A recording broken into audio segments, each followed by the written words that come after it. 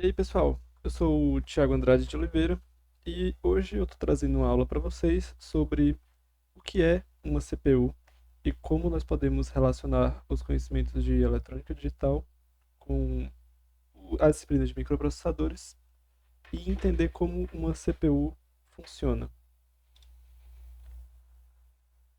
A CPU, a abreviação de Central Processing Unit, que traduzindo para o português ficaria algo como unidade de processamento central. Ela pode ser considerada como o cérebro de computadores e microcontroladores. E mais à frente a gente vai ver a diferença entre uma CPU e um microcontrolador. E, no geral, qualquer circuito moderno que tenha algum chip de controle vai ter algum tipo de CPU. A CPU é um amontoado de circuitos digitais de lógica digital que a gente conhece, com portões AND, OR, portas lógicas, que consegue realizar diversas operações. Mas, no geral, a gente interage com memória RAM, modifica dados e realiza operações lógicas. É importante você assistir o vídeo sobre registradores e RAM para que esse conhecimento seja de fácil acesso para você.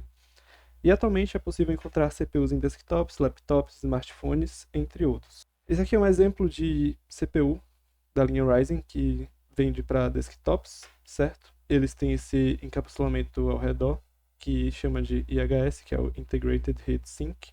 Hoje em dia os circuitos lógicos são muito pequenos e precisa dissipar bastante calor. Esse IHS, essa parte metálica, é apenas uma cobertura para o CPU em si, que é esse wafer de silício, em que os circuitos lógicos são impressos via litografia nesse chip de silício, certo? Uma CPU tem algumas componentes muito importantes, como a Memory Management Unit, ou a unidade de gerenciamento de memória, a Control Unit, ou a unidade de controle, que é o que decodifica os opcodes para a gente conseguir realizar as operações, o cache, ou os registradores de CPU, que são a memória de acesso direto dentro do CPU, e a ALU, que é a unidade lógica e aritmética. A ALU a gente pode imaginar como vários circuitos de eletrônica digital, como um somador de 8 bits ou um circuito subtrator de 8 bits, que a gente estudou em eletrônica digital, só que impresso de maneira minúscula, e que é possível de selecionar esse circuito com um opcode de entrada. Tudo bem?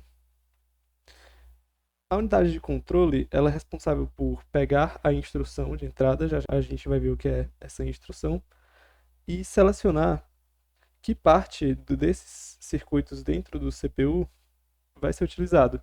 Se vai ser o circuito que soma, o circuito que subtrai, ou o circuito que acessa a memória. A unidade de gerenciamento de memória é um circuito específico que serve para se comunicar com a memória RAM. Por exemplo, quando a gente está programando no PIC 16F628A, você pode usar a instrução movf, o endereço de um registrador e o destino dos dados daquele registrador.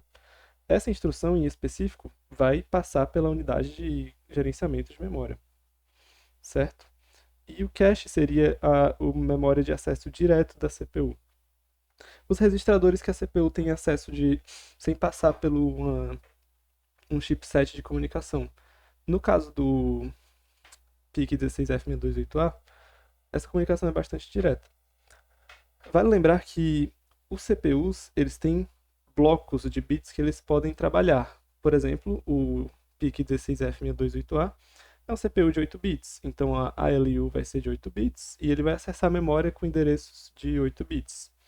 Mais na frente, quando a gente estudar o 8086, a gente vai poder trabalhar com blocos de 16 bits. Esse circuito aqui é um exemplo que eu tirei de um pesquisador, vai ter as referências aí embaixo, que ele fez um CPU bem simples. Mas como a gente pode ver, tem um acumulador, que seria o nosso registrador W, que está na saída da ALU, que é a unidade de lógica e aritmética, que tem acesso à memória RAM, e o CPU pode acessar a memória RAM para poder selecionar a instrução que vai realizar. E também tem esse componente muito importante, que é o contador de programa, que a gente vai ver na aula seguinte. E, obviamente, a gente tem os data bus, que são os ônibus de data, que são fios que conseguem interligar esses circuitos. Mais na frente a gente vai ver que existem muitos buses nos nossos circuitos digitais. Se a gente for ver o diagrama de blocos do PIC16F628A, a gente vai ver algum desses componentes que eu acabei de explicar para vocês, como a ALU, o registrador W de work, trabalho, que seria o nosso acumulador, o bloco de decodificação e de instruções e controle do CPU e a RAM. A diferença entre uma CPU e um microcontrolador é que a CPU seria apenas um circuito lógico que faz as operações lógicas e aritméticas com base em instruções. Mas um microcontrolador tem mais hardware incluso dentro do encapsulamento. No exemplo do PIC16F628A, a gente também tem o comparador, 3 circuitos de timer, um EPROM para armazenar dados, um bloco para comunicação serial, um bloco comparador de tensão, entre outras coisas. Bem aqui, se a gente vê as 35 instruções do PIC16F628A, tem essa tabela muito importante, que seria esse opcode de 14 bits.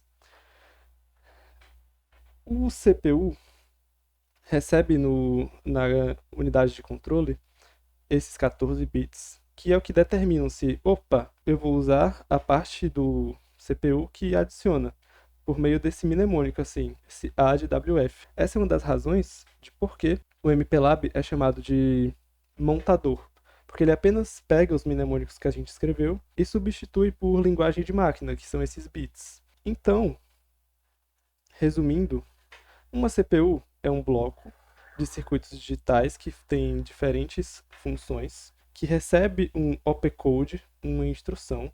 Essa instrução é decodificada para selecionar um circuito digital específico, pode ser o circuito que soma, pode ser o circuito que acessa a memória, e ele pode interagir com a memória RAM, tanto enviando dados para a RAM, quanto recebendo dados da RAM. A título de curiosidade, eu fui buscar essa foto aqui, que foi um dos primeiros CPUs feitos pela AMD.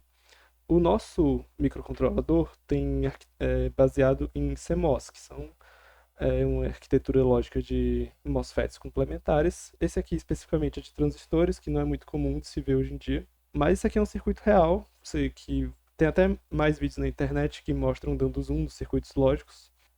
E dá para ver exatamente, na vida real, que parte que cada partezinha desse circuito faz. Os memory drivers são os circuitos que conseguem acessar a memória. Esse bloco no meio seria o registrador de memória. Esse aqui é o output da soma. Esse aqui é o circuito do carry. Esse aqui é parte da ALU.